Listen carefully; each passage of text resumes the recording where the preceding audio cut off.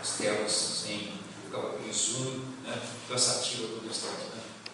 Então eu quero dar as boas-vindas para vocês para essa nossa reflexão sobre um tema que eu diria é um tema indigesto. Não é muito bom falar disso, porque isso aqui nos remete àquilo que é de ruim no ser humano, sabe? Desejo de subverter a ordem, de enganar, de mentir, fazer coisas ruins, tomada do poder, escravização das pessoas na mente. Então nós estamos falando de um termo que se popularizou como marxismo cultural. E eu queria mostrar para vocês a forma como nós vamos abordar. Nós vamos falar um pouquinho do início do pensamento original marxista, que vai nos explicar um pouquinho das raízes de como tudo isso começou. Um pouco depois nós vamos falar sobre a primeira experiência marxista cultural, no país então recentemente criado, a Hungria, em Georg Lukács. Logo a seguir nós vamos falar sobre talvez o mais famoso de todos os teóricos marxistas culturais, que foi o italiano Antonio Gramsci, que tem muito mesmo a nos ensinar sobre várias coisas que estão acontecendo hoje. Mas talvez aquilo que mais nos impacte hoje é a coletânea de todos esses ensinos que foi passado por alguns intelectuais da famosa escola de Frankfurt, que está na faculdade, né? Você que está estudando, como eu no passado, há 30 anos atrás estudei, né? Comunicação social, eu só ouvia falar desses caras, não tinha a menor ideia desses caras. Eu não tinha a menor ideia do que se falava em escola de Frankfurt, como se fosse a coisa mais natural do mundo, né? Hoje vocês vão conhecer um pouquinho mais dela. Depois eu vou aproveitar o tema, eu vou mostrar para vocês um pouco de uma estratégia que foi montada e que usa também da penetração cultural e que foi trazida e contada por um ex-agente da KGB, que ficou conhecido aqui no Ocidente como Thomas Schumann. Ele esclareceu um pouco da chamada subversão ideológica. Vocês vão ver que coisa interessante, né? Como é que algumas coisas que acontecem na sociedade hoje, que parecem mudanças culturais tão normais, foram arquitetadas, né? É muito interessante de conhecer isso. E a gente pode comparar o que ele mostrou, que ele, vindo fugitivo lá da União Soviética, da Índia no caso, a gente pode comparar com o que já vinha sendo avisado, né? Por um agente do FBI na década de 50, um cara chamado Cleon Skousen, traçou 45 pontos de como essa subversão estava acontecendo no Ocidente, mas ninguém deu bola para ele, né? Hoje a gente pode fazer a comparação. Eu trouxe alguns desses pontos, todos os pontos que dizem respeito à cultura, tá? Dentro dos 45 pontos que o agente do FBI, o superagente lá, Cleon Skousen, demonstrou na década de 50. Então eu queria começar apenas uma menção à palavra de Deus, nesses dois versículos, Romanos capítulo 12, que de certa forma nos remetem um pouco ao tema que nós vamos abordar aqui, porque a nossa preocupação, irmãos, é com respeito à preservação da nossa mente, quando nós estamos lidando com esse tipo de ameaça, né? Então o apóstolo Paulo diz assim: rogo-vos, pois, irmãos, pelas misericórdias de Deus. Não é sempre que Paulo apela às misericórdias de Deus, mas nesse caso aqui ele apelou, né, porque é uma coisa assim, é que apresentei o vosso corpo por sacrifício vivo, santo e agradável. Interessante que sacrifício sempre envolve morte, né? Mas nesse caso aqui o sacrifício é vivo, né? Santo e agradável a Deus, que é o culto racional, o culto lógico, termo aqui no grego logikos, né? Então o culto lógico. E não vos conformeis com esse mundo, ou com este século, mas transformai-vos pela renovação da vossa mente, porque só assim a gente pode entender ou experimentar a boa, agradável, perfeita vontade de Deus. Eu queria que você gravasse duas palavras aí, ou duas frases aí, ou duas ideias: conformação ao mundo em contraste com a renovação da mente, tá? Duas coisas importantes aí. Conformação do mundo ou renovação da mente. E é claro que nós estamos falando aqui de uma renovação da mente em Cristo, né? Quer dizer, nos assemelharmos à mente de Cristo.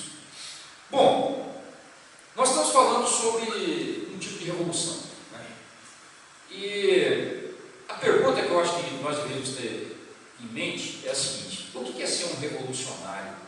Vou explicar para vocês o que é ser um revolucionário, para você entender um pouco de como é que funciona a lógica revolucionária na cabeça desses indivíduos. Tá? O que é ser um revolucionário? Presta atenção. É um estado mental. Ser revolucionário é um estado de espírito. É uma condição de mente, onde o indivíduo revolucionário, ele acha, de certa forma, que ele está, por razão ideológica, habilitado a transformar o mundo à semelhança de si mesmo. Ele quer mudar o mundo. Por quê? Porque o mundo está errado. Está tudo errado, ele está certo. Ele tem a fórmula. Entendeu? Isso é ser revolucionário. Então, como é que eu faço para tornar o mundo melhor? Eu destruo a ordem que está estabelecida no mundo e crio uma nova ordem, a minha semelhança, a semelhança da minha ideologia. Entendeu? Bom, se custar a vida humana, não tem problema. Vai ser um preço digno a ser cobrado, desde que sejam milhões de vidas, não tem problema. Então, o revolucionário, ele se sente portador de uma utopia, de um mundo perfeito. Ele tem essa utopia. E pelo fato de ele ser portador desse mundo melhor, ele não está sujeito a nenhum juízo. Ninguém pode julgá-lo, entendeu? Nem a moral atual, nem as leis agora, nem no futuro, nada, porque ele está acima desse juízo, ele está acima desse crivo, porque ele tem a solução. Você não compreende, ele tem, entendeu? Portanto, o revolucionário, ele não faz autocrítica, entende? Se ele tiver que se submeter à autocrítica, o que ele pode criticar de si mesmo é ele não ter sido tão revolucionário como ele deveria ter sido. Interessante que o partido que estava no poder aqui no Brasil recentemente fez isso aqui que parecia uma autocrítica. Aí você lê a autocrítica e você vê assim que a autocrítica dele assim: eu devia ter feito mais, eu não fiz. Nós erramos porque não fomos tão revolucionários. Né? É por isso que um pensador francês chamado Jean-François Kevel disse uma frase interessante: o socialismo nunca é um fracasso, é apenas um sucesso mal explicado. É interessante isso, né? Porque assim, ele está sempre fracassando, mas tem sempre gente tentando. Por quê? Porque não era bem aquilo, eles não aplicaram direito, agora vai ser o certo, entendeu? Agora é que nós vamos fazer certo. E aí, mas vai correr mais muita gente. Mas não tem problema, por quê? Porque eu sou portador da utopia. Eu sou portador do futuro perfeito. Então vamos começar entendendo algumas coisas, sem as quais vai ficar difícil nós entendermos o que é isso que a gente chama popularmente de marxismo cultural. Então vamos voltar a meados do século XIX, quando esse intelectual alemão, Karl Marx, e o seu amigo Friedrich Engels, eles estavam sofrendo lá algumas barreiras na Alemanha, foram para a Inglaterra. E lá na Inglaterra, em meados do século XIX, 1848, eles lançaram, publicado em alemão, lançaram o Manifesto Comunista. E o Manifesto Comunista está na internet, você pode baixar aí, pode ler em PDF, não é muito longo, né? E você vai entender um pouco de como é que funciona a cabeça desse pessoal, quais são as instituições que eles abominam, quais são os valores que eles têm. Então, no final do Manifesto Comunista, ficou lançado ali uma conclamação, né? Já que a ideia era se congregar, se reunir todos os oprimidos, simbolizados na classe dos trabalhadores, dos proletários. Então o manifesto deixou essa conclamação: trabalhadores do mundo, univos! Por quê? Porque se eles se unem, eles conseguem, nessa força, derrotar a opressão dos burgueses capitalistas. Então ficou essa ideia de que, em breve, os trabalhadores ganhariam uma consciência de classe, entende? Essa consciência de classe daria a eles o poder de subverter a ordem e começar uma nova ordem, agora regida pelos trabalhadores. Muito bem. O companheiro dele, o Friedrich Engels, logo no ano seguinte, escreveu para um jornal alemão chamado Neue Rheinische Zeitung. Ele escreveu uma matéria onde ele diz o seguinte: presta atenção numa coisa, isso aqui é importante para você entender a origem do marxismo chamado cultural. Ele diz: todas as grandes e pequenas nacionalidades estão destinadas a desaparecer na tempestade revolucionária mundial. Por quê? Porque lá no Manifesto Comunista está dito assim: proletário não tem pátria, proletário não tem nação. Entendeu? Sentimento nacional é sentimento de burguês, não é coisa de proletário. O proletário é internacionalista. Tá? Então, havia uma expectativa demonstrada aqui nesse texto de Engels, que alguma coisa estaria para acontecer num nível catastrófico mundial que ensejaria essa revolução do proletariado. E aí ele continua: uma guerra global limpará todas as nações, vai acabar com esse sentimento burguês de nação, entendeu? Até mesmo os nomes das nações vão desaparecer, todo esse sentimento, né? A próxima guerra mundial, lembre-se que está escrevendo isso em 1849, né? A próxima guerra mundial resultará no desaparecimento da face da terra, não só das classes reacionárias. O que é o reacionário? É aquele que luta contra a revolução.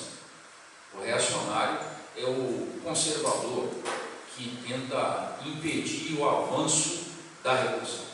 Então, vai limpar, vai desaparecer da face da terra não só as classes reacionárias, mas também os povos reacionários. Se você perceber aqui, nas palavras de Engels, eles tinham uma expectativa de um conflito viria a acontecer, um conflito mundial, tá? Estavam sentindo, como hoje também se está sentindo, que há uma construção nesse sentido. Então, 60 anos antes, eles já estavam percebendo, estavam olhando o curso das coisas, o negócio vai feder, né? Quando acontecer, vai ser bom. Por quê? Porque os proletários vão se unir e nós vamos acabar com toda essa burguesia, toda essa coisa de sentimento nacional. Por que eles falavam isso, gente? Qual era a certeza que eles tinham de que um conflito mundial seria a ocasião certa para se derrubar a burguesia e ensejar revolução do proletariado? Presta atenção aqui. Dentro do chamado, do dito marxismo tradicional, minha caneta não está funcionando, deu para não funcionar agora.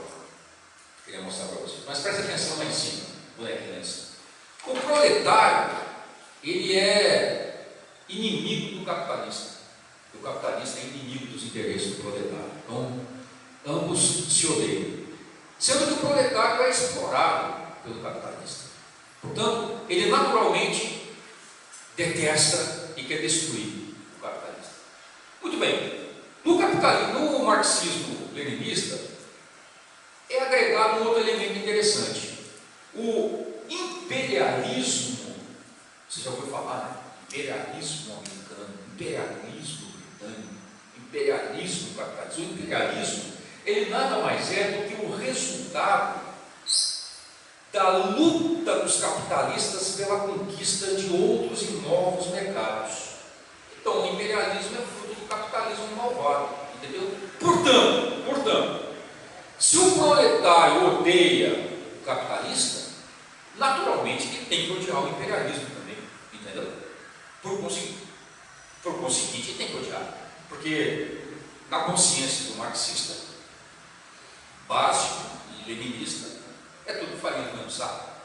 Então, a consciência desses caras era o seguinte: esse próximo conflito que vai acontecer, ele vai ser a grande ocasião dos proletários dos vários países não pegarem armas uns contra os outros, defendendo interesses nacionais, se unirem, derrubarem os burgueses que os governam, a nobreza que os governa, subverter a ordem e criar uma nova ordem.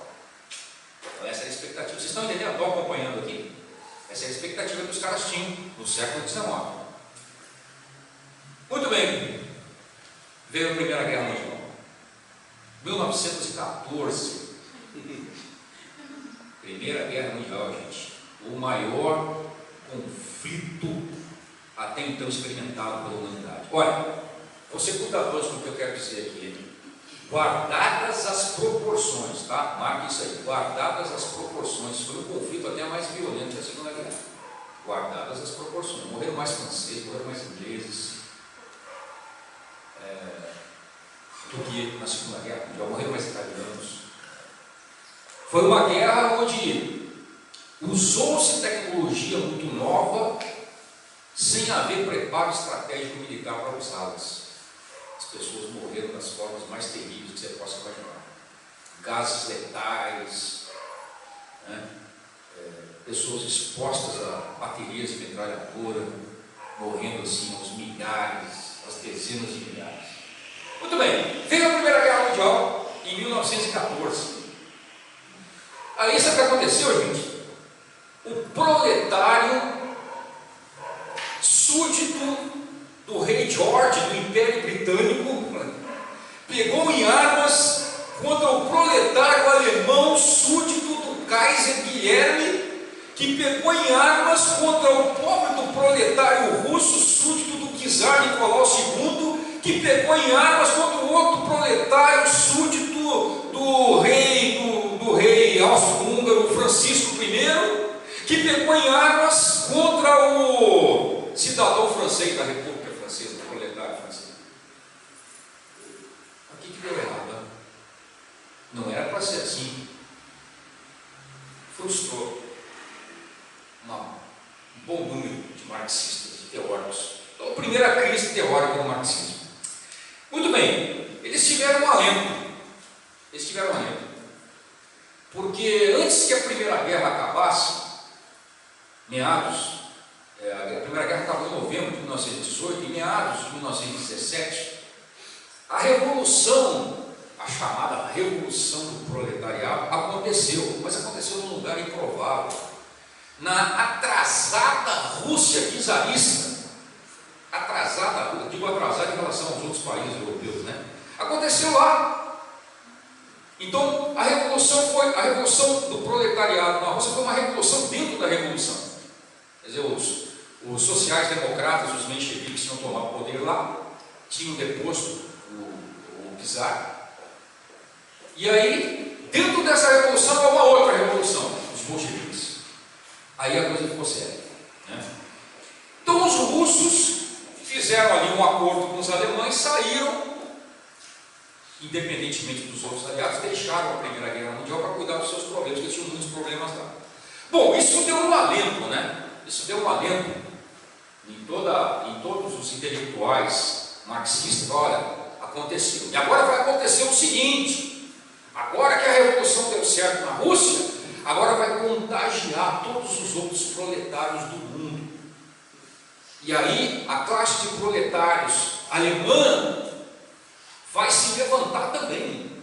E a classe de proletários ingleses, e a classe de proletários espanhóis, e os proletários franceses. Mas não aconteceu. Não houve o efeito dominó que eles esperavam, nem o contrário. Uma segunda crise teórica no marxismo. Muito bem. Então, onde estava o erro, né? Uma boa pergunta. Onde estava o erro? O erro estava na teoria? Não, eu falei para você, o revolucionário não erra, né? O revolucionário não está errado nunca. Ele é portador da utopia, do futuro melhor. Então, ele não erra. O erro não pode estar nele. O erro está onde? O erro está no proletário. É preciso consertar o proletário, entendeu?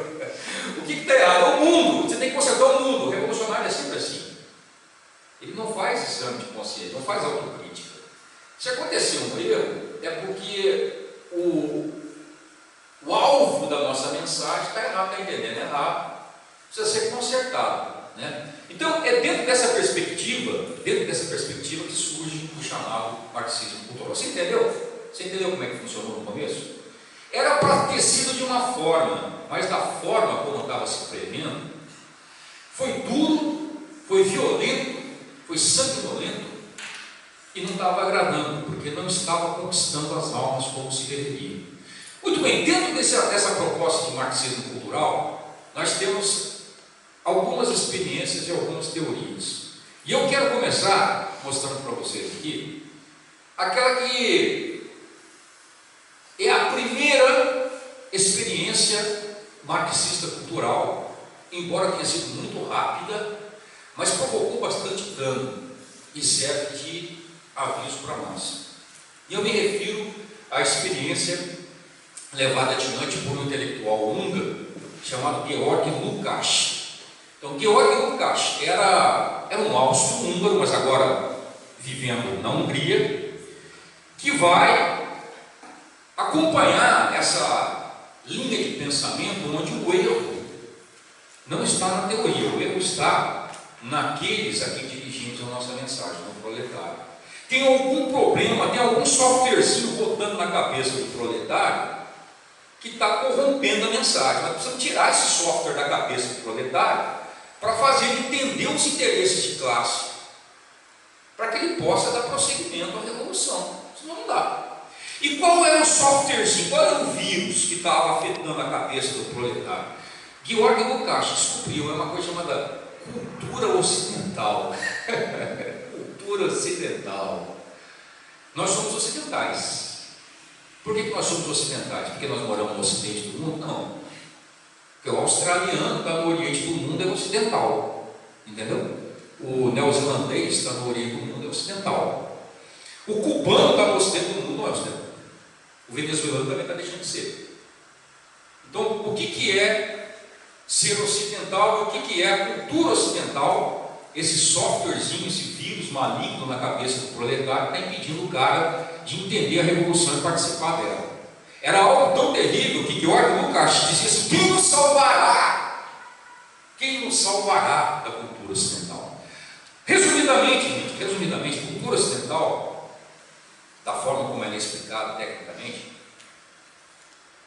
ela é a junção de 3 elementos civilizacionais. Tá? Então ela é a junção, por isso se diz que a cultura ocidental tem 3 capitais: Jerusalém, Atenas e Roma. Porque ela, na figura de Jerusalém, ela encerra toda a nossa moral, toda a nossa ética, toda a nossa cosmovisão judaico-cristã, que está enraizada nas Escrituras. Tá? Então, daí vem a nossa espiritualidade, daí vem a forma como nós encaramos o ser humano, daí vem o nosso entendimento de Deus, do mundo, vem daí. Mas não apenas aí, nós também pensamos na nossa forma de ver as coisas, o fenômeno.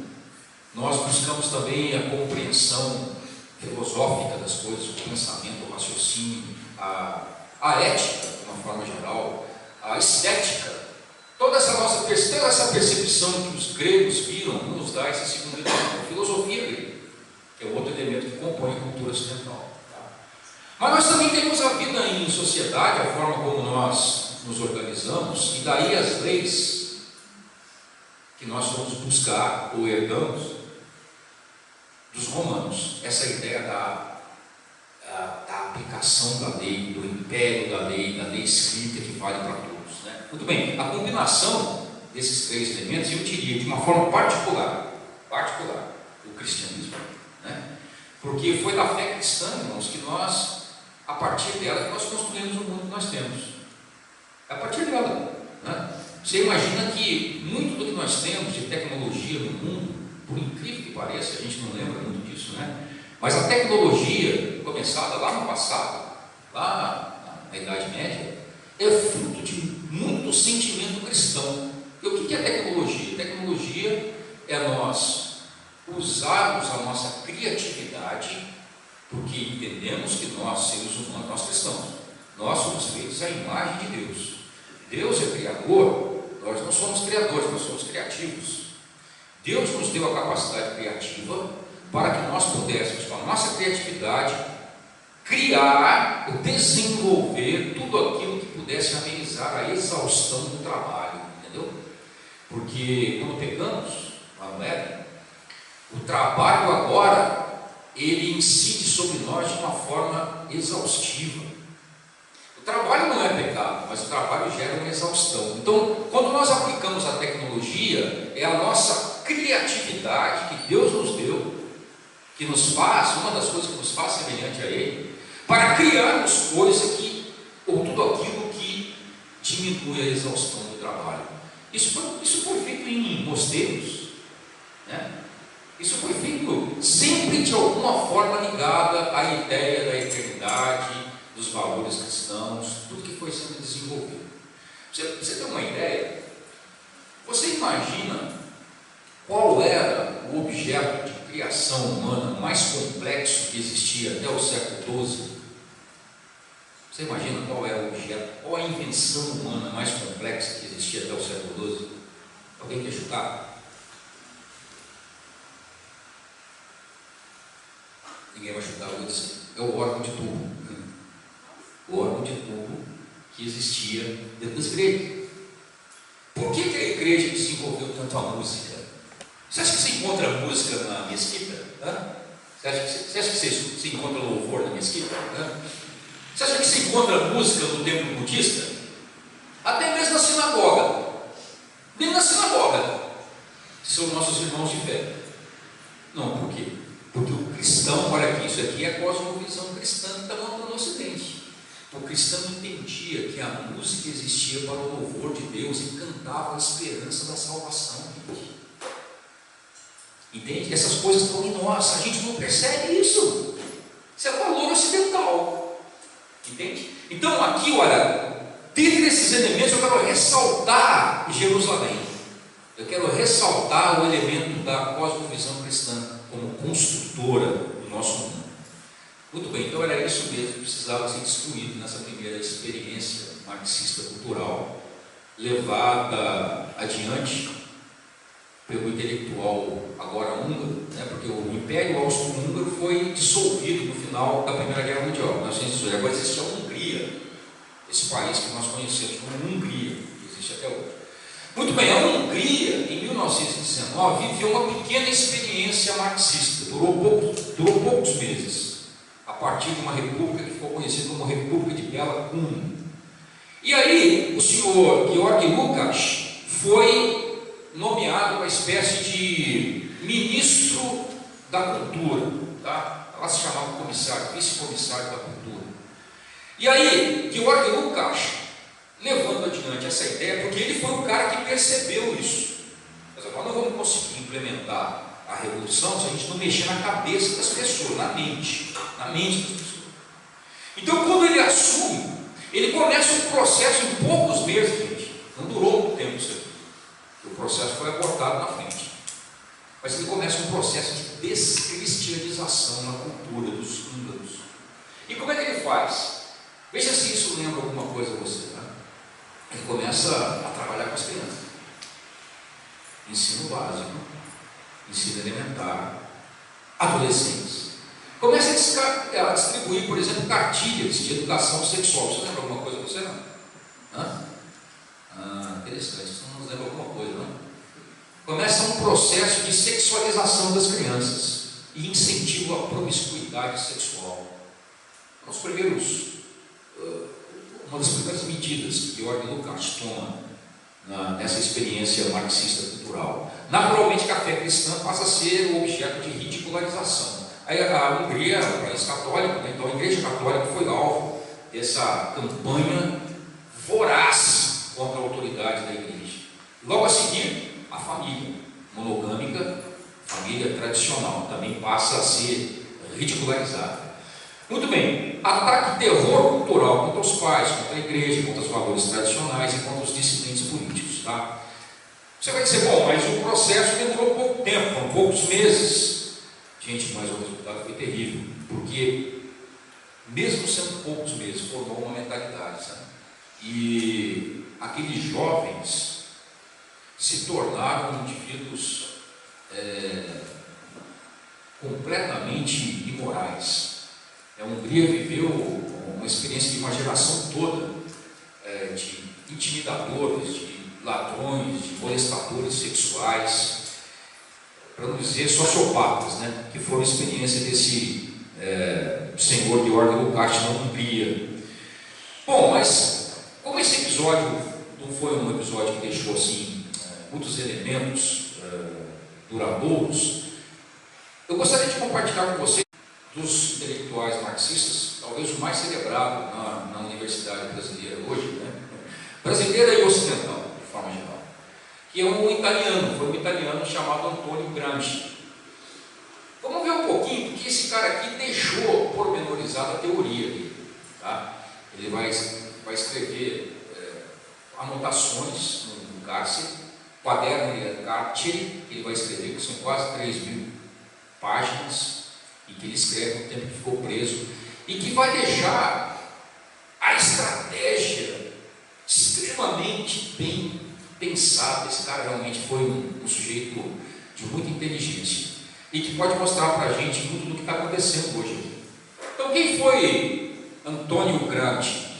Então, esse cara era um intelectual italiano, jornalista, foi membro do Partido Socialista Italiano, e ele, no pós-Primeira Guerra Mundial, ele estava vendo um certo horror, uma tendência que estava acontecendo na Itália, porque os proletários, né, os trabalhadores italianos, eles estavam, para o horror de Gramsci e de outros socialistas, de outros comunistas, eles estavam aderindo a um movimento que também era um movimento que prezava a presença do Estado controlando as pessoas, mas ele era uma espécie de heresia comunista.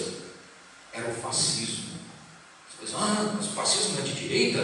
Não, o fascismo é de direita. Vou contar uma novidade para você: o fascismo é de esquerda, gente. O fascismo é de esquerda, viu? Não se deixe ser enganado. O fascismo prega Estado, tudo para o Estado, tudo pelo Estado, tudo para o Estado. Só que a heresia do fascismo é que a identidade, a consciência do proletário agora não é de classe, mas é nacional. A consciência sendo nacional, ela em si mesma já nega algumas bases daquele comunismo clássico. Então o que acontece? Antônio Gramsci se torna um dos fundadores. Ele andou brigando lá com os socialistas e se torna um dos fundadores do Partido Comunista Italiano, o PCI, né?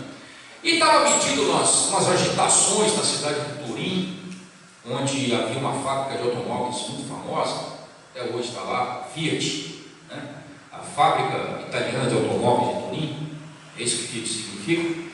E ele estava lá organizando aquelas greves e tal, e aí ele, nas suas posições contra os fascistas, ele acabou preso quando Mussolini sobe ao poder. Então, Antônio Gramsci vai ver o sol nascer quadrado lá na prisão. E a pior coisa que pode se fazer é deixar um cara com uma mente maquiavélica como a dele, sem ter o que fazer, e deixar ele escrever bastante tempo. Dá bastante tempo e recursos para ele ficar produzindo ideias. E Antônio Gramsci vai ficar preso de 1929 até 1937, quando ele sai e morre, é um cara com uma saúde muito debilitada, né? E aí ele escreve os cadernos do cárcere, onde ele vai esquadrinhar toda a estratégia de como é que se pode, então, tomar a cultura ocidental, fazer vingar essa esperada, desejada revolução do proletariado, sem que seja por métodos aversivos, sem que seja por canhões, bombas e briga. Por quê? Porque o Antônio Gramsci ficou muito impressionado, gente, com o que estava acontecendo na Rússia. Então ele estava sabendo o que estava acontecendo lá, né? Quer dizer, a revolução lá foi em 17, em 22 a União Soviética foi fundada, e Antônio Gramsci via aquela resistência dos grupos conservadores, via o exército branco lutando, tentando resgatar a coroa czar, a monarquia, milhares de pessoas morrendo, fome, aquela desgraça toda. Ele pensou, bom, há que haver um outro jeito de nós implementarmos isso. E aí, gente, surgem as suas ideias. Qual é a ideia básica de Gramsci, dentro daquilo que a gente chama de marxismo cultural? Bom, é preciso esquecer essa ideia catastrofista que havia no marxismo. Nós não precisamos de uma guerra mundial, nós precisamos de uma grande crise econômica, nós precisamos de uma revolução armada. Vamos esquecer isso. Para a gente derrotar o capitalismo, nós precisamos de uma outra forma. Nós precisamos criar um ente político que possa agir nas relações de poder de forma imperceptível no meio da sociedade. Um ente, um sujeito politicamente organizado que vá se estendendo, ou vai estendendo os seus tentáculos para todas as áreas da sociedade, sem que ele seja percebido. Ninguém vai falar em marxismo aqui, entende? Ninguém está declarando nada. Isso aqui não é para ser declarado, só é para ser declarado para quem faz parte, para quem conhece. Muito bem, essa revolução que Gramsci está pregando, ela é uma revolução na esfera da mente. Por isso eu li para vocês Romanos 12. Entendeu por que eu li Romanos 12? Porque se você não tem a mente renovada em Cristo, você corre o risco de se conformar ao mundo, inclusive a um processo revolucionário. Eis o perigo. Então, essa mudança na mente, para que a revolução aconteça suavemente, viu, gente? Suavemente. Não tem canhão aqui, tá? O objetivo é o mesmo, mas os meios agora são outros. Então você precisa de agentes de mudança, que é muito complicado você mudar a cultura, né? Você já viu como é difícil você mudar os seus hábitos? Já viu? Vou mudar os meus hábitos, já agora em diante. Aí você vê que não dá, né? É difícil, né? Imagina você mudar a cultura, né? Os hábitos em escala nacional, os valores em escala continental, imagine. Difícil, né? Então você vai ter que criar agentes de mudança. Basicamente, para Gramsci, são dois. Esses agentes são os intelectuais orgânicos. Eu vou explicar para você o que são eles. E um outro agente importante, onde os próprios intelectuais orgânicos agem, é a escola, ou os meios de ensino, inclusive a universidade, né? Então, ele não vai focar, presta atenção, ele não vai focar nas teorias econômicas. Ele não está preocupado com a teoria econômica. Ele está preocupado com mudança na cultura. Eu vou explicar para vocês por quê. Então, resumindo Gramsci, tome as mentes, depois o poder vem. Se você tomar as mentes, você conquista o poder. Então, o que preocupa em relação à profundidade dessa estratégia gramsciana que nós estamos experimentando, hein? Essa estratégia nós estamos experimentando. Ela está sendo estudada e implementada até hoje. Aliás, quem estava no poder no Brasil era gramscista. Vou mostrar para vocês.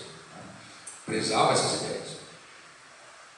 É uma coisa bastante complicada, porque essa estratégia ela está trabalhando uma influência nas nossas mentes que não é percebida, é uma influência inconsciente. Tá? Então, é uma mudança sutil que vai ser operacionalizada de uma forma estratégica, de forma a que esse agente da mudança ele assuma quase que um poder onipresente. Ele vai se espalhar pela sociedade através de vários agentes, mas você não vai perceber que é ele. Você de fora não consegue fazer as conexões, porque não é para ser feito mesmo. Porque esse agente, esse partido que se torna onipresente, ele age por outras vias, por outros grupos de pressão, que aparentemente não tem ligação institucional. Mas é ele que está agindo. O objetivo é o mesmo. Então você vai acabar obedecendo, gritando, saindo na rua, fazendo manifestação, tomando escola, em nome de uma causa que você não consegue identificar, que pode ser inclusive contrária daquela que você imaginava. Mas é isso mesmo. O objetivo é isso mesmo. Então Gramsci chegou à conclusão que Lukács, na Hungria, chegou. Como que você pode implantar o comunismo nas democracias ocidentais? Vamos pensar aqui, anos 20, 30. O trabalhador está lá, ganhando um salário, está comprando a casa dele, vivendo humildemente, mas está conseguindo viver, criar os filhos já estão estudando, os filhos já estão num patamar melhor do que eles estavam quando era criança, entende? De repente ele comprou um carimbequinho lá, começou a trabalhar, começou a ganhar um dinheirinho. Então ele está na consciência desses indivíduos aqui, ele está mestrado ao capitalismo. Tá? Por quê? Porque existe essa barreira chamada cultura ocidental. E Gramsci, mais ainda do que Lukács, via nessa cultura ocidental o espelho do cristianismo. E como o cristianismo era um elemento corruptor do proletário, entendeu? Então era assim, imagina essa situação: o trabalhador vai no encontro do sindicato na sexta-feira, reivindicar a sua luta e tal, aí vai no culto domingo, pronto, estragou tudo. Ela vai na missa domingo, pronto, botou abaixo o interesse de classe, acabou. Então nós precisamos tirar, nós precisamos eliminar esses agentes corruptores da classe proletária, porque senão essa barreira da cultura ocidental vai continuar muito efetiva contra a consciência de classe. Por isso Gramsci deixou algumas frases assim assustadoras, né? Pelo menos para nós cristãos. Ele dizia assim: o socialismo é a religião que deve matar o cristianismo. Ele não é o único cara que faz uma ligação entre socialismo e religião. Se você prestar atenção, existem vários elementos semelhantes. É uma religião laica, é uma religião de Estado, uma religião secularista, mas é uma religião. Os caras têm livro sagrado, têm apóstolos, têm símbolos, têm rituais laicos, tem mártires. É uma religião. Só que Gramsci entendeu uma coisa que Lukács parece que não viu. Ele entendeu que essa luta contra a dita cultura ocidental, maldita para eles, né, deveria ser uma luta muito longa. Então Gramsci chamou isso de longa marcha das instituições, onde essas instituições ocidentais, o capital, a família, a igreja, a escola, os meios de comunicação, eles têm que ser pervadidos. Mas isso vai demorar um longo tempo, sabe? É um longo tempo de penetração e corrosão de dentro para fora, não é um embate. Vejam só que estratégia interessante. Mas vamos entender qual é a diferença do pensamento dele, da proposta dele, para a proposta original de Marx. Também para eles, a sociedade, de forma geral, se dividia em dois estratos. Então você tinha, por exemplo, o que Marx chamava de infraestrutura. O que seria a infraestrutura da sociedade? Todas essas relações econômicas, todas as relações de produção. Tá? Então você tem aí indústria, comércio, agricultura, as relações de produção de forma geral. Então isso é a infraestrutura. Na cabeça de Marx, se você tomasse pela força, numa revolução franca, se você tomasse a infraestrutura, os meios de produção, comércio, indústria, que produz, onde está o dinheiro, então você tomaria outra esfera, que é a superestrutura. O que é a superestrutura? Bom, aí estão os bens ligados à nossa produção intelectual, entendeu? A nossa cultura, as nossas ideologias, a filosofia, a ciência, as nossas concepções religiosas, as artes, está tudo aqui na superestrutura. Então, para Marx é uma revolução franca, você toma a infraestrutura, a superestrutura vem a reboque. Gramsci diz: não é assim que funciona, não está dando certo, está custando muito sangue, está demorando muito, e as pessoas continuam não ganhando essa consciência, e lá mesmo na rua você está dando resistência. Não é assim. Nós temos que fazer o contrário. Nós temos que tomar a superestrutura. Aí a infraestrutura vem. Entendeu? Então nós vamos tomar as mentes, nós vamos tomar a cultura, nós vamos tomar a percepção religiosa, a cosmovisão cristã desse pessoal, nós vamos entrar, nós vamos tirar de dentro, nós não vamos confrontar, nós não vamos afrontar, nós vamos pervadir e vamos corroer de dentro para fora. E uma vez que a gente tome a superestrutura, a infraestrutura vem. Por isso que a revolução gramscista é chamada de revolução passiva, ou revolução silenciosa. Você está entendendo? Você está acompanhando aqui, irmão? Eu procurei fazer de uma forma bem gráfica para ficar bem fácil da gente compreender, né? Você está vendo a setinha ali, ó? Marx está apontando para a infraestrutura, você toma e tem a setinha na mesma cor dele apontando para a superestrutura, que vem a reboque. Gramsci não, a setinha está na superestrutura, tomando, vem a reboque o quê? A infraestrutura, os meios de produção. Muito bem, mas como é que a gente toma então, segundo Gramsci, como é que a gente toma essa superestrutura? Já que nós estamos trabalhando com valores culturais, espirituais, religiosos, filosóficos, é coisa profunda, né? Bom, nós precisamos tomar uma coisa que eles chamam de hegemonia. Nós precisamos conquistar a hegemonia cultural nessa sociedade, tá? O que é hegemonia? Hegemonia é quando uma classe social exerce domínio sobre o conjunto da sociedade. Então essa hegemonia, segundo Gramsci, podia ser conquistada através da força. Você teria um aparato militar, policial que imporia vontade sobre a sociedade. É uma forma. Aí você manda todo mundo fazer o que você quer. Você vai ter resistência, vai ter sangue. Não, não é assim. Nós vamos conquistar a hegemonia, ou seja, a nossa classe vai exercer domínio sobre o restante da sociedade através do consenso, trabalhando as mentes. Entendeu? Então, se você reparar aí, você vai ver que a ditadura do proletariado, indicando uma certa ali, ó, foi conquistada através da força. Foi uma hegemonia conquistada de forma franca, tá? Ou de forma, digamos, bélica. Agora não. O que Gramsci propõe, pelo consenso, é a hegemonia do proletariado sendo alcançada através da mudança da percepção do senso comum. Então você tem aí esse conjunto de valores que compõe a cultura sendo aos poucos invadido para ser mudado, para que essa nova hegemonia ou essa contra-hegemonia se dê de forma imperceptível, ainda que ela leve décadas. Ela vai levar décadas, mas ela vai ser conseguida. Nós vamos mudar a regra de comportamento.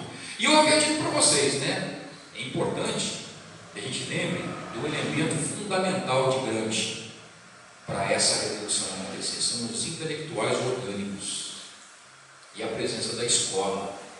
Então, os intelectuais orgânicos são os caras que vão trabalhar isso aí. Muito bem, ainda falando da hegemonia, presta atenção aqui porque é importante, tá? Essa hegemonia, o processo de conquista da hegemonia cultural na sociedade, vai se dar através daquilo que Gramsci chama de ocupação de espaços. Gramsci usou muito uma terminologia de guerra, porque ele viveu a Primeira Guerra Mundial, né? E a Primeira Guerra Mundial se usava uma terminologia curiosa, que você tinha você teve a guerra de movimentos até 1915, depois a guerra de posição, onde ambas as partes não conseguiam mais avançar sobre o outro. Eles foram produzindo trincheiras, ficaram trincheirados, não conseguiam avançar. Então, Gramsci usou esse termo, guerra de posição, para descrever esse avanço da hegemonia e a conquista dos espaços. Então, preste atenção aqui. Essa hegemonia tem que acontecer no âmbito da sociedade, aquilo que Gramsci chamava de sociedade civil. A gente usa bastante esse termo, né? Esse termo é gramscista. A sociedade civil tem que se mobilizar, é um termo gramscista. Então, sociedade civil, tudo está fora do Estado, tá? Então, vamos usar aqui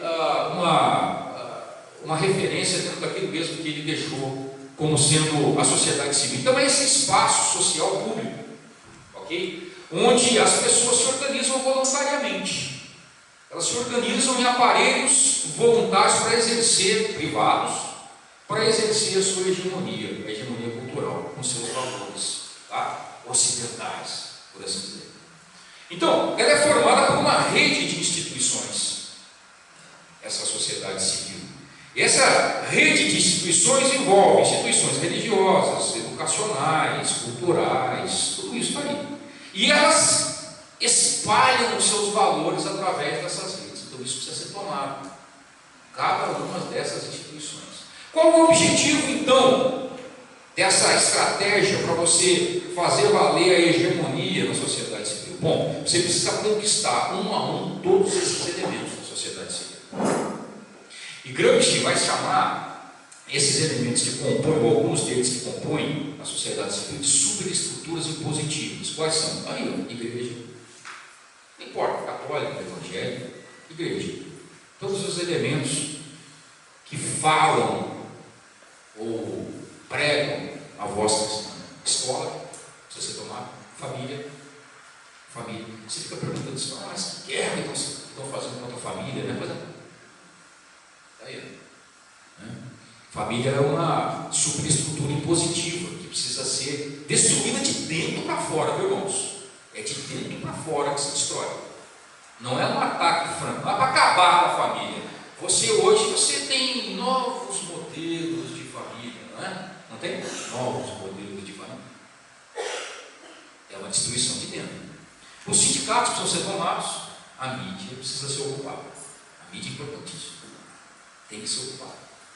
Tem que ter gramscista lá, ecoando essa voz revolucionária passiva de dentro da mídia. Então, você vai criar, assim, uma nova mentalidade que é ligada àquilo que ele chama das classes dominadas, tá? Que agora vão inverter a pirâmide. Agora os dominados dominarão.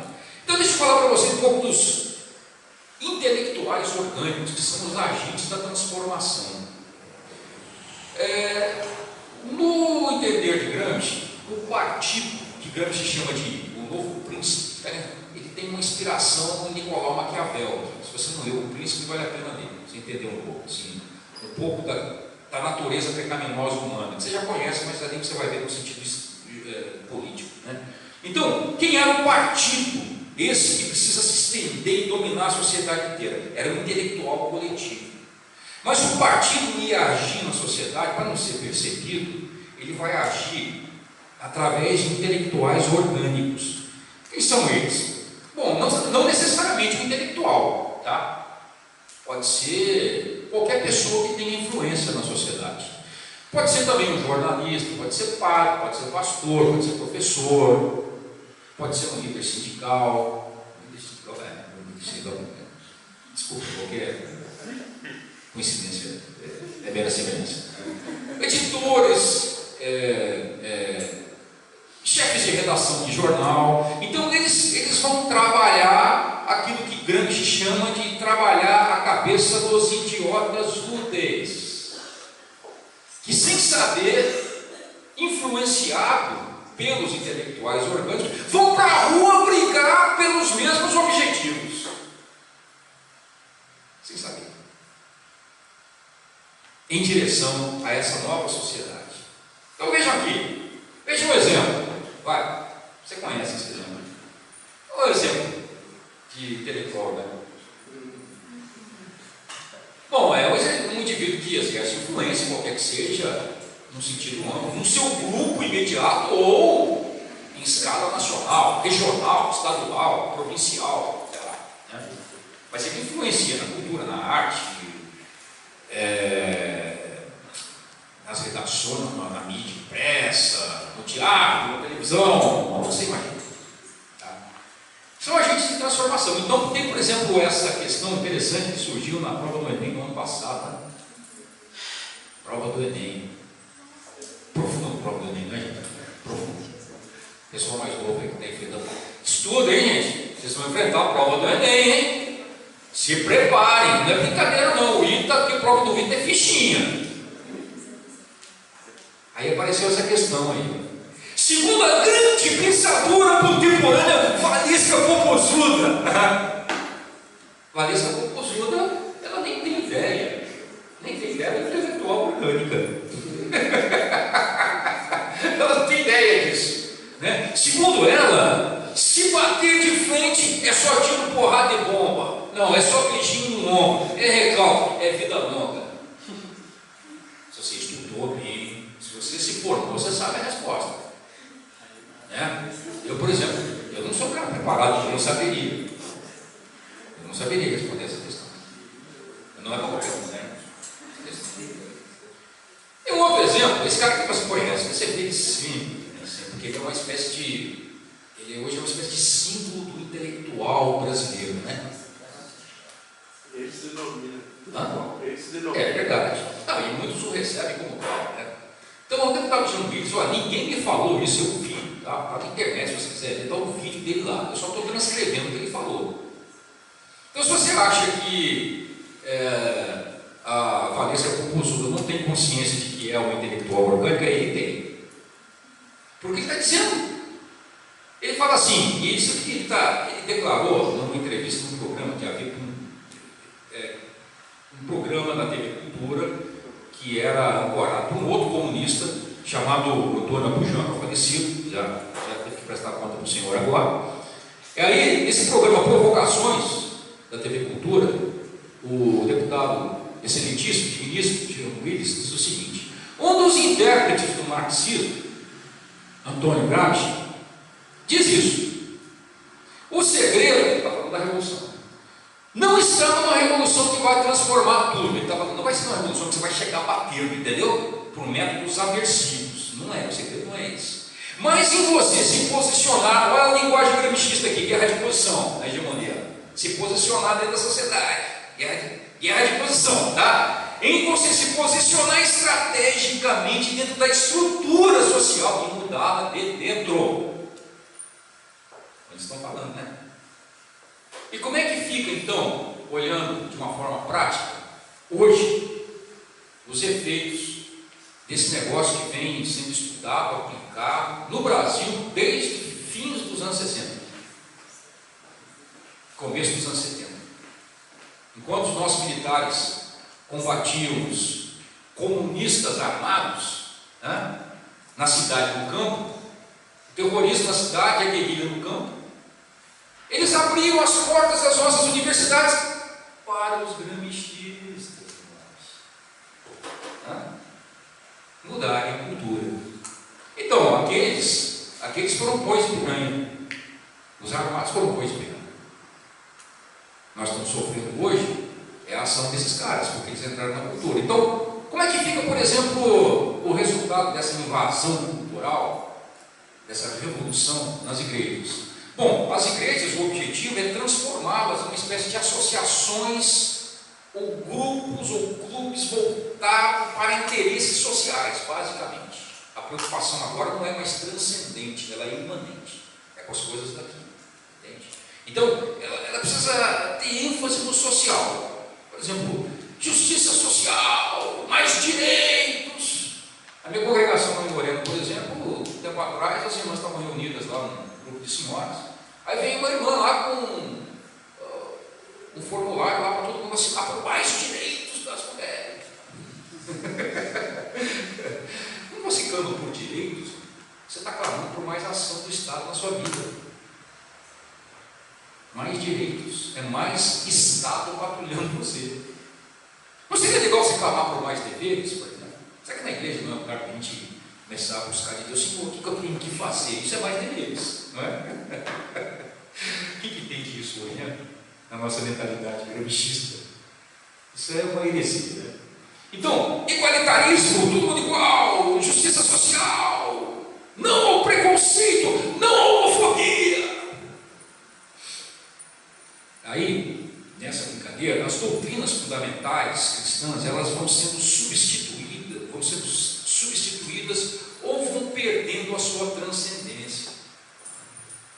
Então, por exemplo, pegar um caso extremo aqui, a Santa Ceia, que para nós, os evangélicos de forma geral, protestantes de forma geral, é um memorial sagrado, onde você come do pão partido, lembrando o corpo de Cristo partido na cruz, bebe do vinho ou suco de uva, se for o caso, lembrando o sangue derramado. Essa comunhão do corpo, isso é transcendente, não é? Isso é transcendente? É. Lutero, por exemplo, se estivesse tomando a Santa Ceia e caísse um pouco de vinho no chão, ele bebia e lambia o chão, porque é sagrado, entende? Mas agora não. Entra na igreja, o partir do pão é a divisão dos bens entre aqueles que precisam, entendeu? Para quem está passando fome. Agora é imanente, agora é materialista, agora é secularizado. Não é mais o transcendente, é o imanente. Educação. Vale a pena, nós temos que ser justos aqui, hein? Gramsci até não pensava nessa história de imbecilização da educação, não era no plano dele, mas foi uma consequência inescapável, né? Nós temos hoje aí com o marxismo cultural a substituição de um ensino denso, profundo, que prepare os jovens através de uma informação de qualidade para que ele possa pensar. Agora não, agora ele vai para lá e vai ser induzido a lutar por direitos. Veja que interessante, que diferença, né? Vai ser invadido por um vocabulário politicamente correto, numa atmosfera erotizada, onde currículos do passado já não estão mais presentes, não é?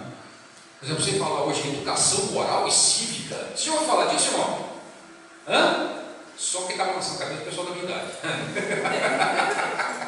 Educação moral, OSPB, você já ouviu falar em OSPB? Agora, por exemplo, você não vai estudar mais história da Revolução Industrial, da Roma Antiga, agora você vai estudar a história das nações africanas, entendeu? Olha que coisa mais importante para nós, irmão. Estudar a história das tribos africanas. Você já pensou se você não souber disso? Como é que você vai conseguir emprego se você não souber a história das nações africanas? Revolução Industrial não, isso não é tão importante não. Isso é história. Isso é a história da hegemonia cultural dessa civilização ocidental. Na mídia, burguesia. E os meios de comunicação?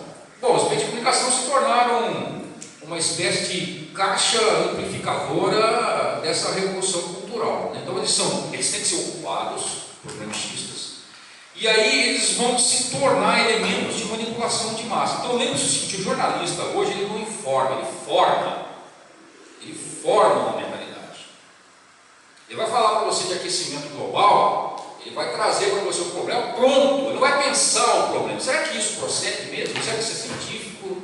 Será que todo mundo concorda com isso? Ele vai dizer assim: 97% dos cientistas dizem que existe um aquecimento global causado por essa maldita cultura ocidental industrial, exploradora. 97%, mas me diga uma coisa: desde quando ciência tem a ver com consenso, irmão? Ciência tem a ver com consenso? Todo mundo achava que a Terra era o centro do universo. Aí veio um cara, chega e prova que não é, acabou o consenso. Não é verdade? Ciência nunca teve a ver com consenso, gente. Ciência tem a ver com o seguinte: você tem lá uma hipótese, você vai lá e prova isso, acabou. Provou, repetiu, deu o mesmo resultado, está provado, acabou o consenso. É o contrário do que vocês pensavam. E sabe um lugar para você debater isso? O dissenso é na universidade. É lá que tem que ter a voz do dissenso. Universidade não é lugar para todo mundo pensar igual. Mas eu quero fazer isso. Bom, esse já é fruto dessa voz onipresente na cultura que amarra todo mundo num discurso igual, politicamente correto. Nos costumes, essa ação vai agir diretamente sobre a moralidade, né? Sobre a decência. Então essas virtudes que vocês ouviram falar que existiam com seus pais, agora elas são ridicularizadas, né? Família, fidelidade, o que é isso? Casamento é uma experiência, né? Experimentar, vou ver qual que é. E tem casamento mais que tem. Para quê? Para que esse negócio de papel passado? Não precisa desse negócio de papel. Você já ouviu falar disso, né? Não ouviu? Esse negócio de papel, não, papel não vale nada, é verdade, né? Então, essas pessoas que tentam passar qualquer tipo de virtude são logo ridicularizadas. Elas são taxadas. Já existe assim uma série de adjetivos que as colocam no seu lugar, né? Quer dizer, são falsas moralistas, hipócritas, retrógradas, medievais, racistas, tolerantes, reacionários, preconceituosas, intolerantes. Você já ouviu falar disso? Vou mostrar para você um pouquinho da onde vem essa origem do intolerante. Então, será que esse partido que estava nos dirigindo, e outros, né? Não só ele, outros também, mas será que é possível perceber nos seus próprios escritos que eles são grantistas? Estou mostrando para vocês aqui um excerto da resolução tática eleitoral final que eles publicaram. Então veja que interessante, veja como dá para identificar perfeitamente aqui a linguagem granchista. Nosso grande objetivo é, através das vitórias que obtivemos nos espaços institucionais, leia-se ocupação dos espaços, tá? Hegemonia, ocupação dos espaços, tá? Democratizar, essa palavra é tão usada, não é, irmãos? Democratizar. Esse pessoal fala muito de democracia, você precisa entender o que é democracia para ele. É a democracia da Coreia do Norte. Você sabia que a Coreia do Norte é a República Democrática da Coreia? Você sabia que a antiga Alemanha Oriental era a República Democrática da Alemanha? É outro conceito de democracia. Você tem que entender que democracia que eles estão falando. Então o nosso objetivo é, através das vitórias que tivemos nos espaços institucionais, democratizar o Estado. Legal. Inverter as prioridades. Inverter as prioridades. E estabelecer uma outra hegemonia.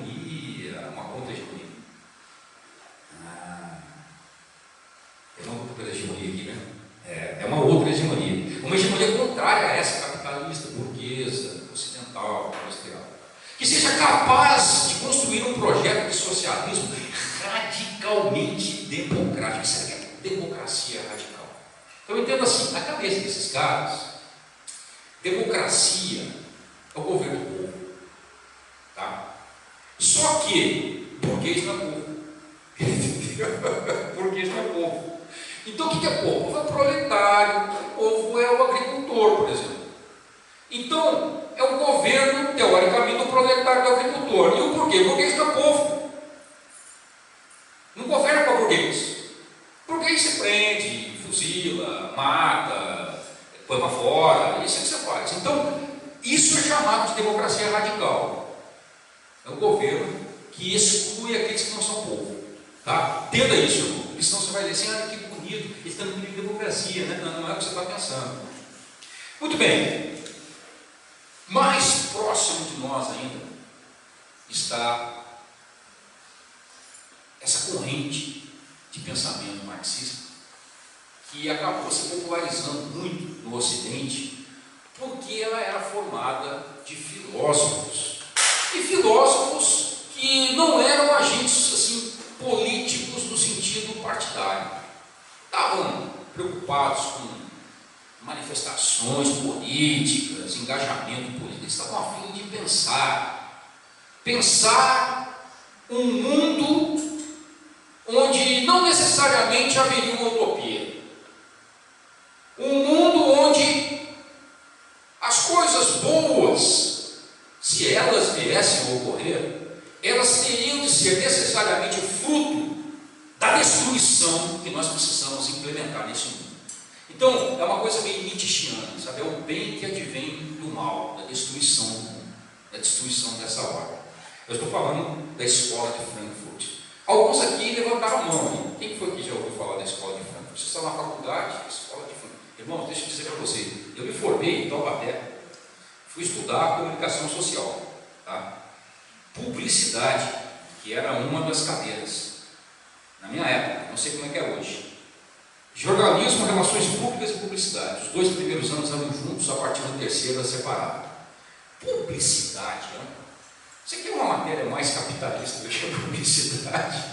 É uma matéria capitalista, não é? Pois é, toda a estrutura analítica da sociedade feita ali era em cima desses caras. Especificamente Theodor Adorno, vou mencionar para você. Então, o que é essa escola de Frankfurt? Né? Então, tinha um judeu argentino, filho de um multimilionário, chamado Felix Faio. É interessante porque sempre tem um capitalista por trás bancando essas ideias, sabe? Sempre tem. Tem que ter dinheiro, né? Aí o dinheiro tem que vir de um capitalista. É por isso que Lenin dizia que os capitalistas vão vender a corda para eles com a qual eles vão enforcá-los. Entendeu?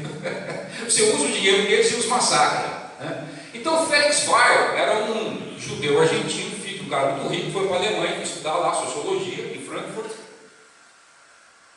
Ele era marxista. Encontrou com outros judeus, a maior parte, infelizmente, o povo de Deus aqui deu uma colaboração ruim, né? Nesse sentido. Eles se juntaram e formaram aquilo que a gente chama de um think tank, um grupo de pensadores. Tá? Bem custeados, eles acabaram fundando aquilo que seria o Instituto de Pesquisas Sociais dentro da Universidade de Frankfurt.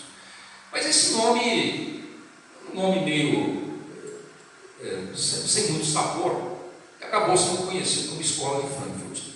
Era um grupo de intelectuais marxistas que estavam pensando como construir uma nova ordem, não necessariamente boa.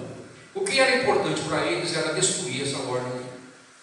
Vamos pensar como nós podemos destruir isso, para que porventura nas ruínas disso possa surgir uma outra ordem, uma nova ordem melhor.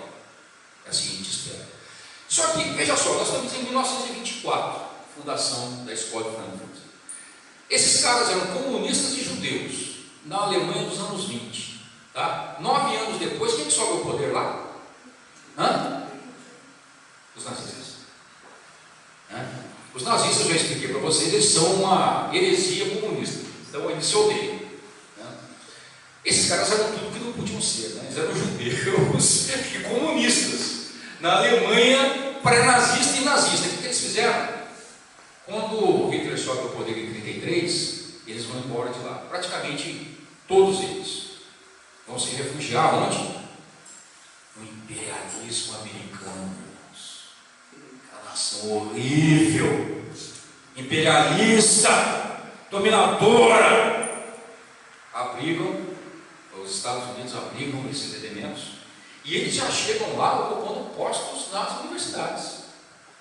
E eles vão dentro das universidades. Eu estou falando de Harvard, eu estou falando de Columbia, eu estou falando de Brandeis, eu estou falando de Universidade da Califórnia, San Diego, estou falando das grandes. Eles vão ensinar lá. Vão ensinar o quê? Bom, eles vão ensinar as bases. Nós estamos aí, começo dos anos 30, anos 40 e anos 50. Eles vão lançar a semente de uma coisa que vai acontecer nos anos 60. Revolução sexual. O politicamente correto. Esse código do que você pode falar, do que você não pode.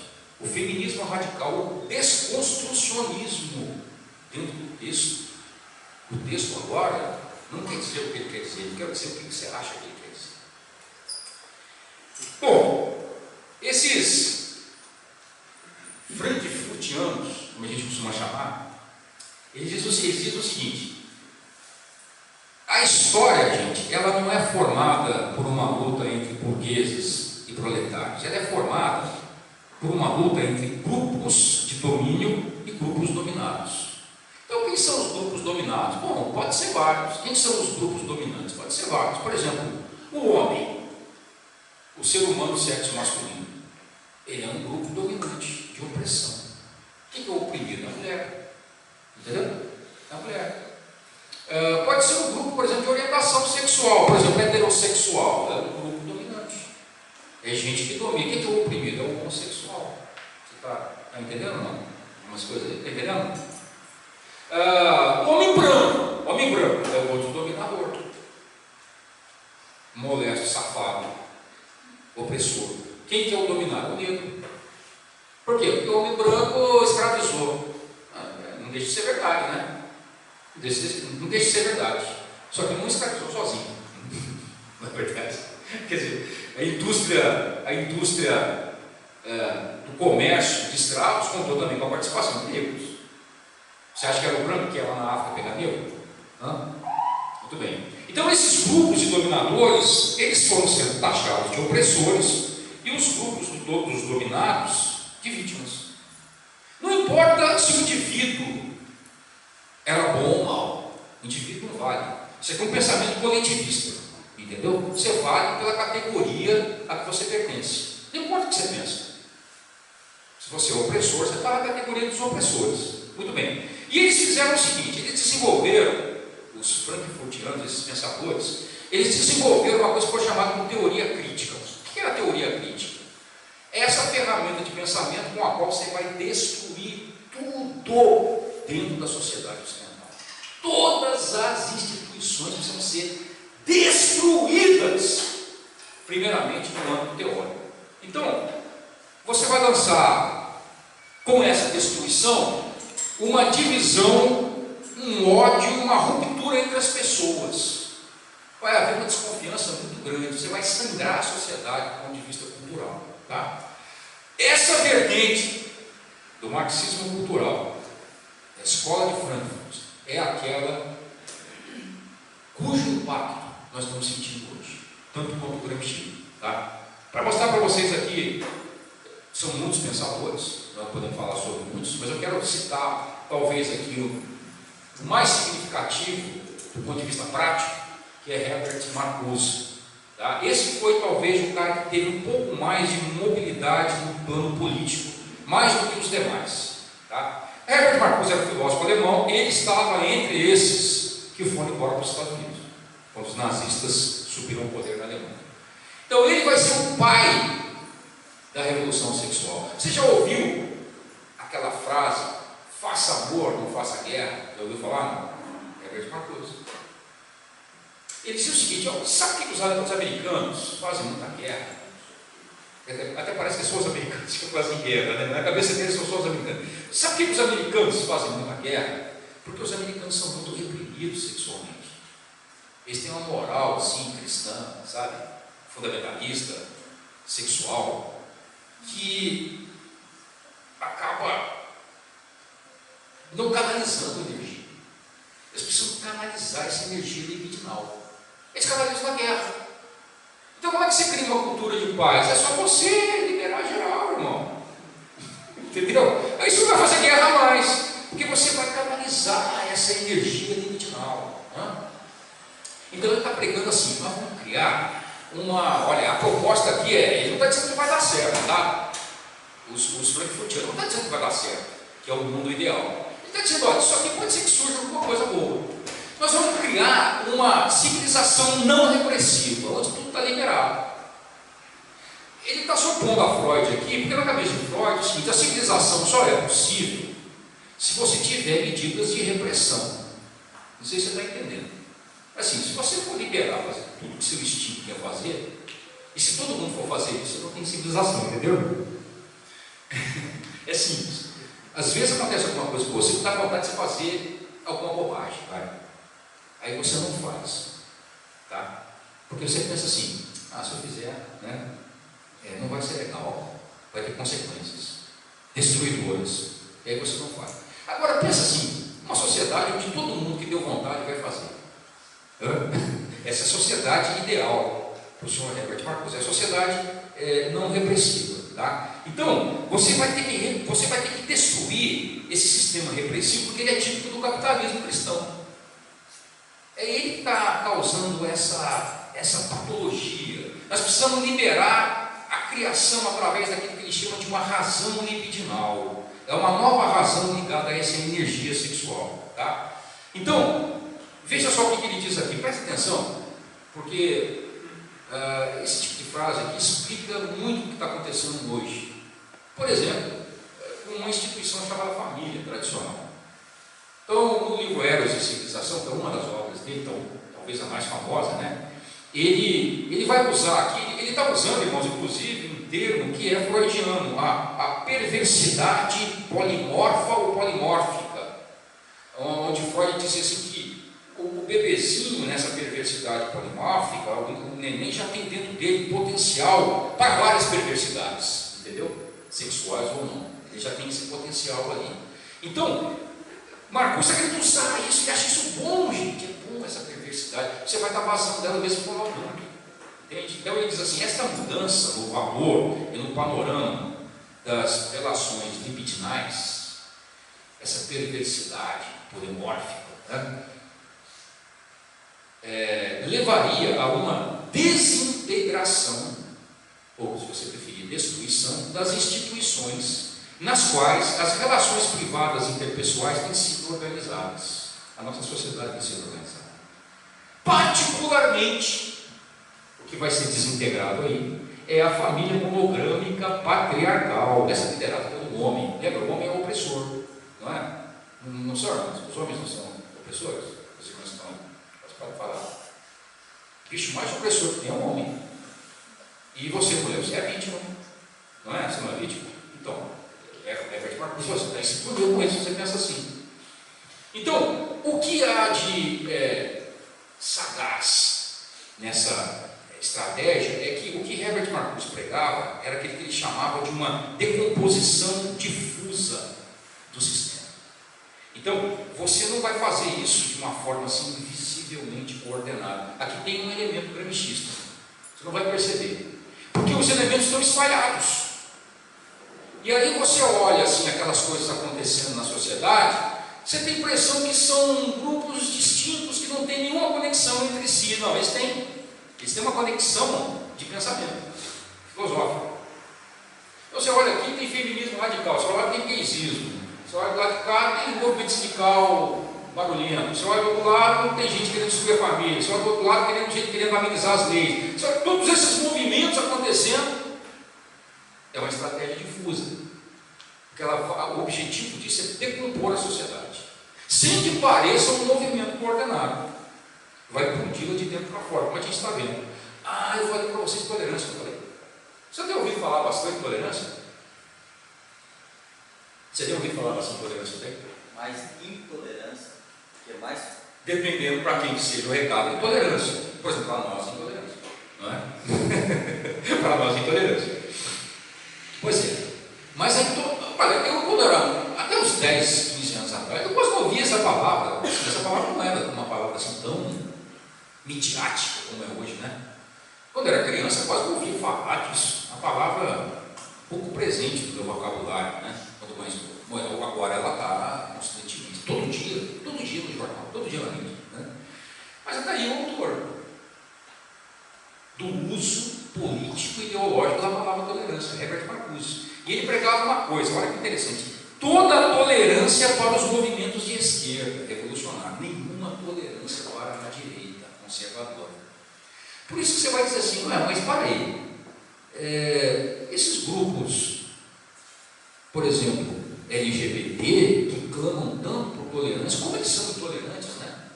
Como eles não toleram uma objeção? Pois é, porque é toda a tolerância para a esquerda, nenhuma tolerância para a direita, nenhuma tolerância para a voz contrária, nenhuma tolerância para o conservadorismo, entendeu? Isso foi pensado estrategicamente.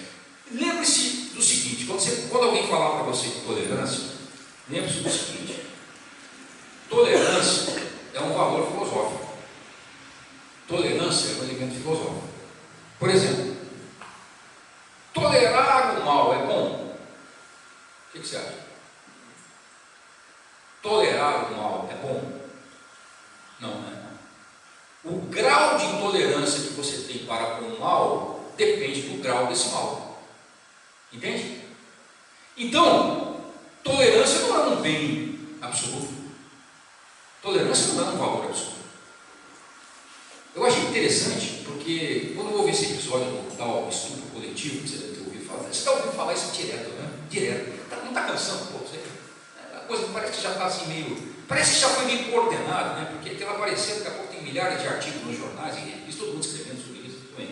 Mas lembra, é o homem, né? É o homem opressor do jogo aí. É uma guerra contra o homem, né? Então, eu achei interessante que quando apareceu isso, a ONU logo lançou uma nota de repulso, dizendo assim: tolerância zero para esse tipo de ação. Eu pensei, tolerância zero da ONU, quer dizer que nem tudo deve ter tolerância, né? Tolerância é uma coisa que é conforme o que você deve tolerar ou não. Então isso é um assunto profundo, não dá para a gente falar sobre isso agora. Mas o uso desse termo, que é hoje politicamente correto, ele é devastador da forma como está sendo feito. E o companheiro dele, que também foi para os Estados Unidos, esse cara aqui, assim, é o queridinho aí universidades, queridinho dos cursos de comunicação social, Teodoro Adorno. Ele trabalhou muito na área da cultura, na área da estética, da crítica de artes e tal. Teodoro Adorno, inclusive, no tempo que ele ficou nos Estados Unidos, depois ele volta para a Alemanha, mas no tempo que ele ficou nos Estados Unidos, inclusive, teve muita ascendência na indústria cinematográfica. Percebam só, meus irmãos, como anda o imaginário produzido pelo cinema hoje, os valores que o cinema transporta hoje para dentro da sua casa, né? Pois é, está sendo pervadido por esse pensamento faz tempo, há mais de 50 anos, né? Faz tempo que o cinema não produz assim 10 mandamentos, não é? Digo Hollywood, não o cinema brasileiro, né? Eu falei o Rony, mas eu falo Hollywood, né? Ben-Hur, lembra? Não, você não lembra de quando foi feito, mas você já deve ter visto aí, talvez na internet, né? Ben-Hur. Quem conhece Ben-Hur? Ah, irmãos, não é possível, estou tão velho assim, mano. Vai lá, digita no YouTube Ben-Hur, assiste no YouTube, por favor, vai. Isso é um filme cristão. Posso contar a história? Não, por favor, deixa para o pessoal procurar, o pessoal assistir lá. Filme cristão, o Manto Sagrado, ninguém conhece, né? Esses filmes, Manto Sagrado, Ben-Hur, Rei dos Reis, tempo que Hollywood ainda produzia filmes cristãos, não é o Noé, agora, que não é, né? Não é esse já está de acordo com o Teodoro Adorno, né? Quando o filme cristão passava a mensagem cristã, tá? Por que acontecia isso? Porque ainda existia em Hollywood grupos cristãos, lobby cristão influenciando a produção de cinema, enquanto o senhor Teodoro Adorno também influenciava do outro lado. Só que aí os lobbies cristãos saíram, sobrou só essa influência aqui. Então você tem o cinema que você tem hoje: anticristão, antifamília, pró-gaysismo, pró-feminismo, pró-revolução, pró-destruição do Ocidente, pró-drogas, pró-liberação das drogas, que é outra estratégia.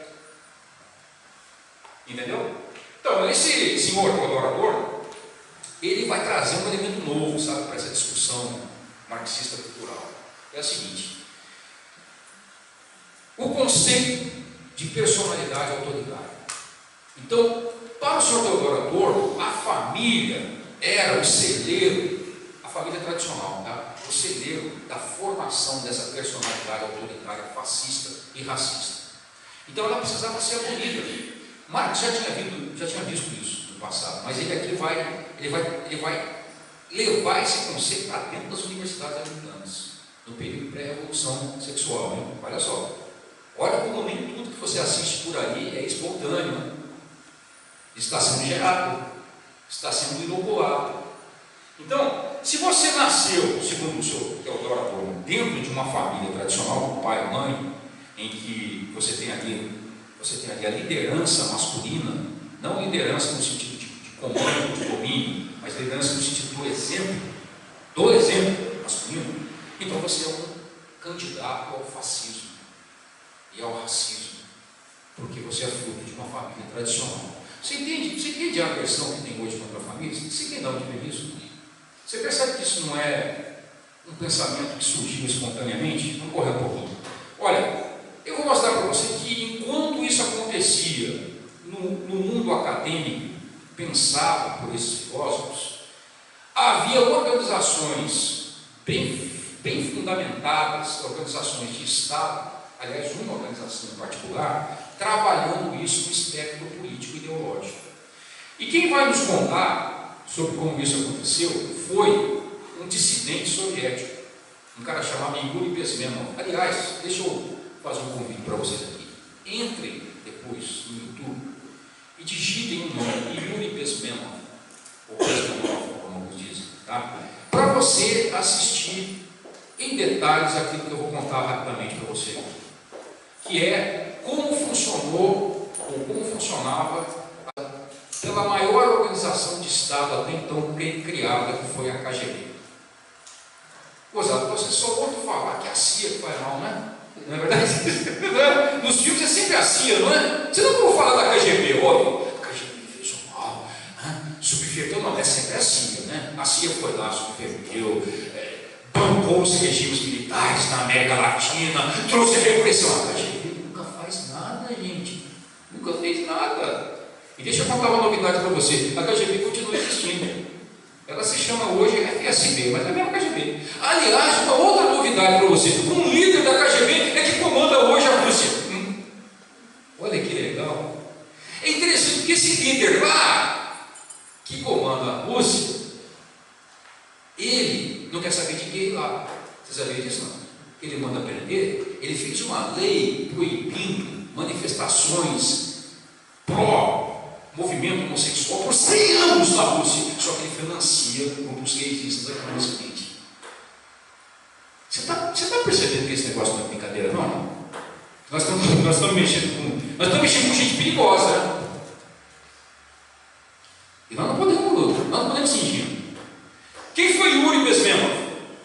Yuri Bezmenov era um agente que trabalhava numa agência de notícias soviética. Essa agência de notícias, chamada Novosti, ela existe até hoje, só que ela está camuflada por uma rede de televisão chamada RT-TV, Russia Today. Eu pego essa emissora lá e de vez em quando eu dou uma vasculhada para ver o que os caras estão aprontando, tá? Então essa emissora vai no mundo todo, transmite em espanhol para a América Latina, transmite em inglês para os Estados Unidos e para o resto do mundo. Ele era um funcionário da agência Novosti e estava em conexão com a KGB e foi enviado para a Índia para fazer o trabalho de subversão ideológica na Índia, tá? Só que ele estava muito desgostoso com tudo aquilo, ele estava detestando aquilo. E aí ele descobriu um meio de vazar. Só que como é que ele vai fazer isso? Não existe ex-KGB, entendeu, gente? Ex-KGB, se você for da KGB e é um ex-KGB, qualquer dia você vai receber uma cartinha na sua casa, você abrir, tem um pozinho lá. Esse pozinho é o polônio, entendeu? Aí você vai acabar como alguns acabaram, morto depois de pouco. Assim, uma coisa bem clean, sabe? Uma coisa bem clean, você faz um negócio sem deixar muito rastro. Então, como não existe ex-KGB, o senhor Yuri Bezmenov, um cara muito inteligente, ele bolou um jeito de poder escapar. Aí ele se vestiu de hippie. Ele foi se misturar com os hippies. Um monte de gente do Ocidente que ia lá para a Índia buscar uma nova espiritualidade, né? Romper com essa espiritualidade cristã, ocidental, castradora, entendeu? Eles iam lá buscar uma outra proposta de espiritualidade. Então eles iam lá na Índia e ele se juntou com esses caras. Se identificou como um hippie belga, passou no meio de todo mundo lá e conseguiu vazar e se entregar para os americanos. Aí foi questionado, porque não era sempre que os americanos acreditavam nessa história, ele tinha muito falsos dissidentes, né? Ele foi parar, depois de ser sabatinado, questionado, ele foi parar no Canadá, o Canadá aceitou. Ele foi trabalhar numa organização de mídia canadense chamada Canadian Broadcasting Corporation, CBC. Ele trabalhou lá na rádio há muito tempo. E ele, então, se apaixonou pela liberdade que ele viu no Ocidente e que ele não conheceu, no país da União Soviética. E aí ele se sentiu na obrigação moral de contar para nós ocidentais o que é que tinha de plano para subverter a nossa sociedade. Um plano muito bem estruturado. Ele vai contar isso no livro, você pode baixar o livro, ele está na internet, é de graça, não foi publicado, não vai ser publicado no Brasil, o livro dele. Chama Carta de Amor na América. Tá? O plano está lá. Então eu vou resumir para você um pouco desse plano chamado de subversão ideológica. Só que digo uma coisa aqui como uma nota. Ele ficou impressionado quando ele chegou no Ocidente, começo dos anos 70, como essa agenda já estava avançada aqui. Ele ficou assustado.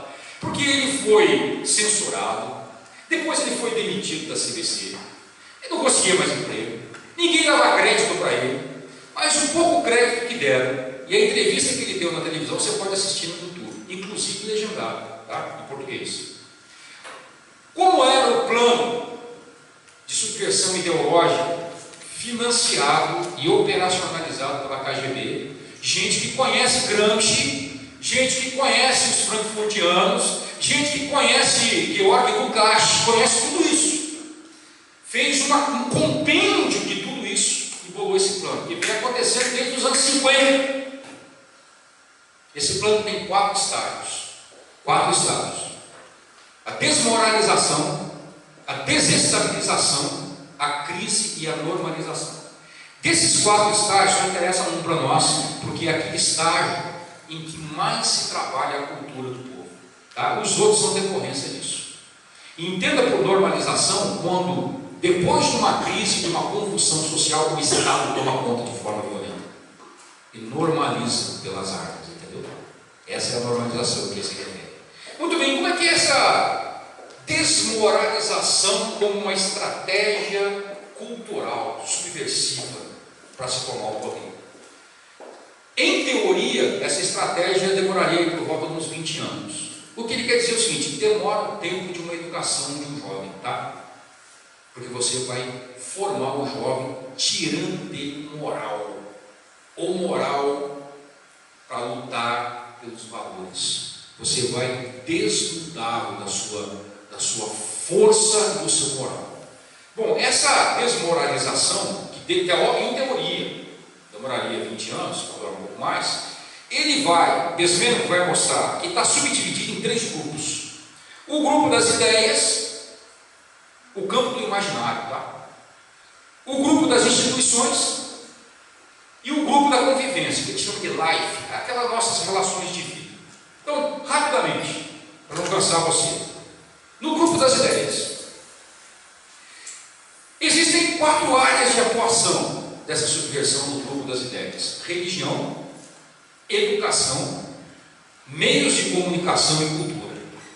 Então essas 4 áreas são as áreas de atuação. Muito bem, na religião, quais são os métodos que devem ser usados para você subverter a sociedade ocidental com a religião? Bom, você precisa politizar a religião. Você precisa fazer aquilo que Gramsci falou que devia ser feito. Você precisa transformar a religião numa luta política.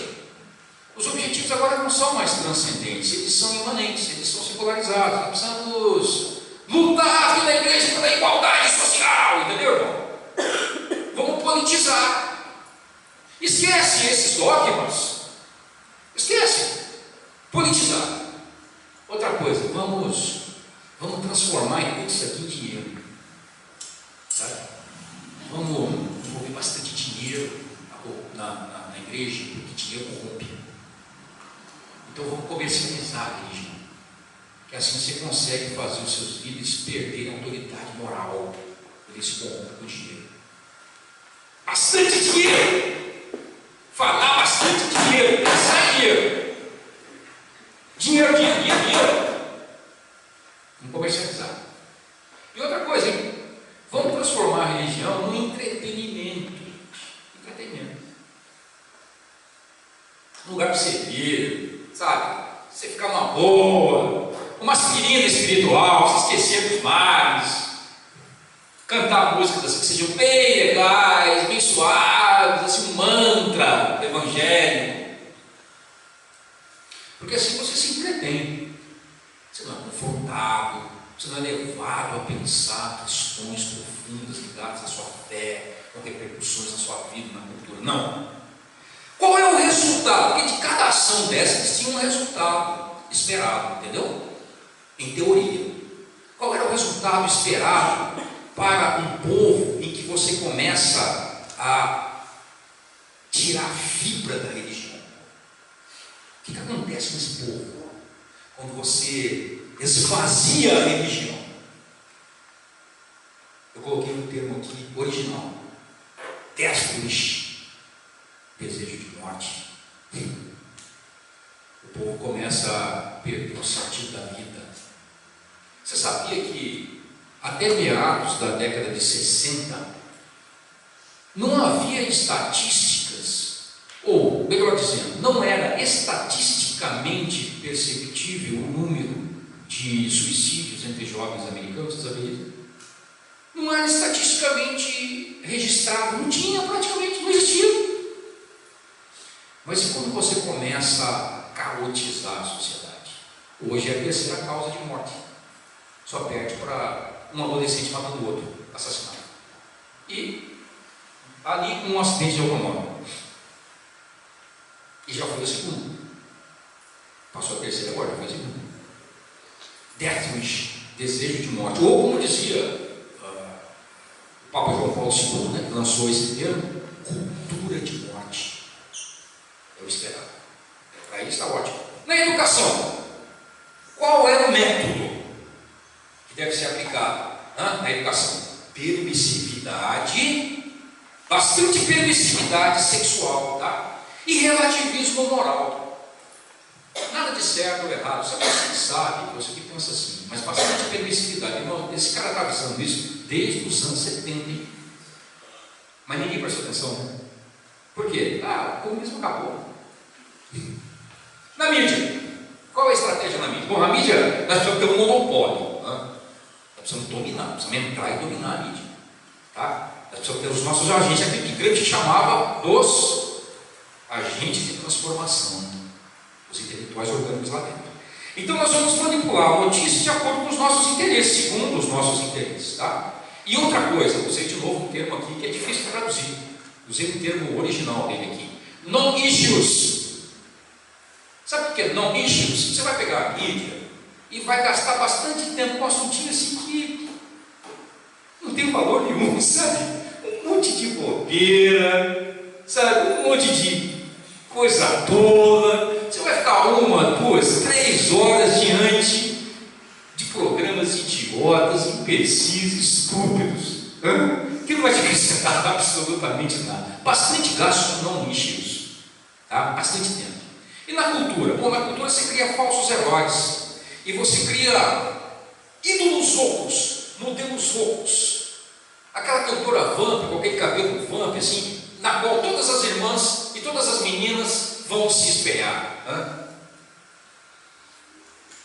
É o que eles chamam originalmente de role models, modelos que vão determinar como você vai viver, da maneira mais tola. O que gera isso? Uma cultura massificada, imbecilizada.